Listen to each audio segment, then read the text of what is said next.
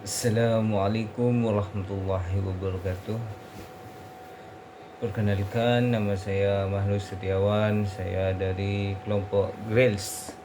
Pada kesempatan kali ini saya akan bercerita sosok inspiratif saya dalam kepemimpinan, yaitu sesosok Sultan, yakni Muhammad Al-Fatih.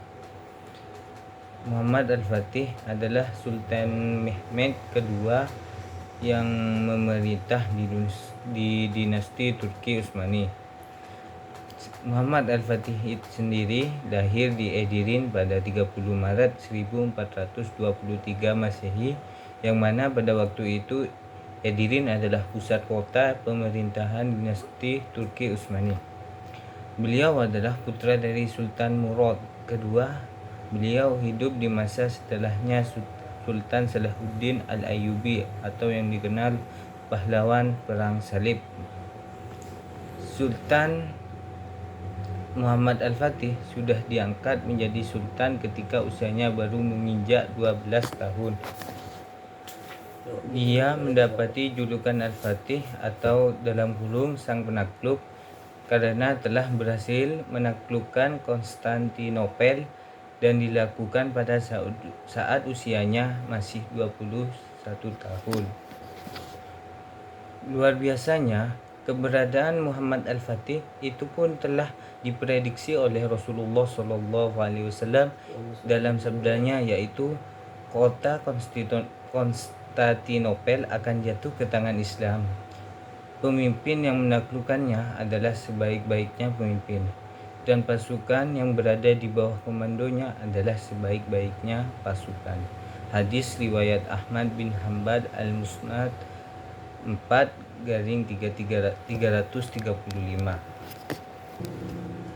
Dari sudut pandang Islam, ia dikenal sebagai seorang pemimpin yang hebat, pilih tanding, dan tawaduk.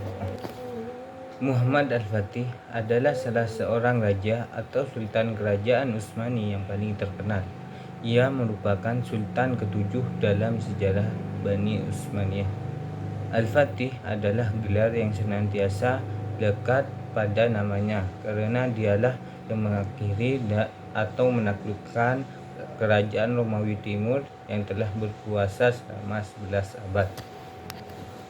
Kota Konstantinopel oleh Al-Fatih diubah menjadi Islambol, atau dalam kurung Islam keseluruhannya, yang dimana kini namanya telah diubah kepada Istanbul oleh Mustafa Kemal Atatürk.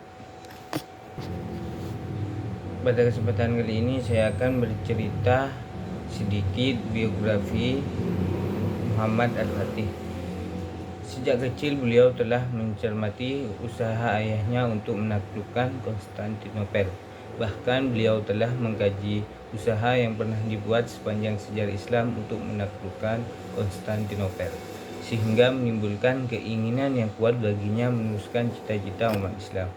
Ketika beliau naik tahta pada tahun 1451 Masehi, dia telah mulai berpikir dan menyusun strategi untuk menawan kota bandar atau kota pelabuhan tersebut. Langkah pertama yang Sultan Muhammad lakukan untuk mewujudkan cita-citanya adalah melakukan kebijakan militer dan politik luar negeri yang strategis. Ia memperbarui perjanjian dan kesepakatan yang telah terjalin dengan negara-negara tetangga dan sekutu-sekutu militernya.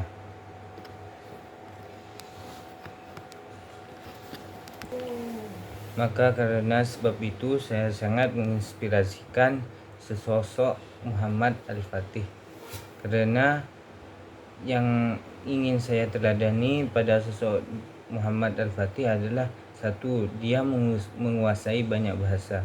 Dalam bukunya, Ali Muhammad As-Salabi menulis Sultan Muhammad Al-Fatih sedikit menguasai 3 bahasa Islam dengan sangat baik, yang biasanya dikuasai orang-orang berpendidikan pada zaman itu, yakni bahasa Arab, Persia, dan Turki. Yang kedua, dia mempelajari banyak ilmu. Yang ketiga, dia fleksibel, inovatif dan penuh kejutan.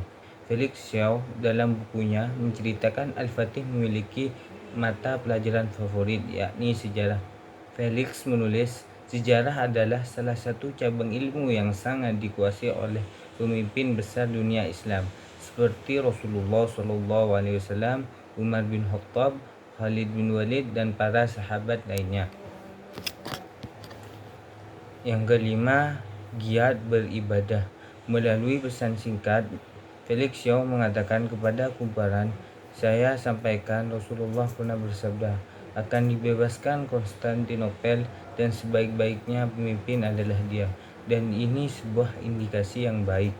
Untuk meraih janji Rasulullah itu, Sang Sultan Muhammad Al-Fatih senantiasa melatih dirinya dengan karakter kesatria dan mendekatkan dirinya pada Allah dengan banyak beribadah. Yang keenam, dia sesosok pekerja keras.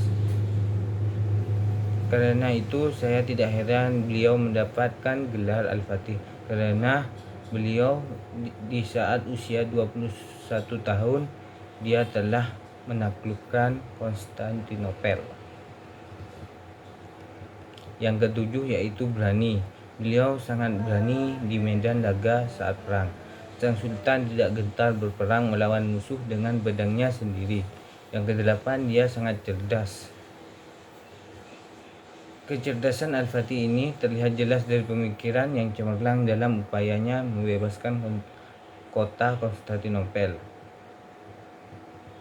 Yang kesembilan, pemimpin yang adil. Dalam buku As-Salubi menulis, Al-Fatih telah berinteraksi dengan ahli kitab sesuai dengan syariat Islam dan memberikan pada mereka hak-hak beragama. Dia tidak pernah melakukan perlakuan jahat pada seorang pun dari kalangan Kristen. Sebaliknya, Al-Fatih justru menghormati para pemimpin agama lain dan berbuat baik kepada mereka. Slogan yang pernah Al-Fatih katakan adalah keadilan sebagai fondasi kekuasaan. Yang ke-10, memiliki keteguhan hati dan keyakinan. Yang ke-11 yaitu dia bersikap tawakal. Bersikap tawakal maksudnya dia adalah seorang Al-Fatih selalu mengingatkan kepada muridnya bahwa tawakal atau berserah kepada Allah adalah modal utama seorang pemimpin. Mereka mengajarkan semua kemenangan adalah datang dari Allah, bukan dari selain itu. Mungkin itu yang saya dapat sampaikan.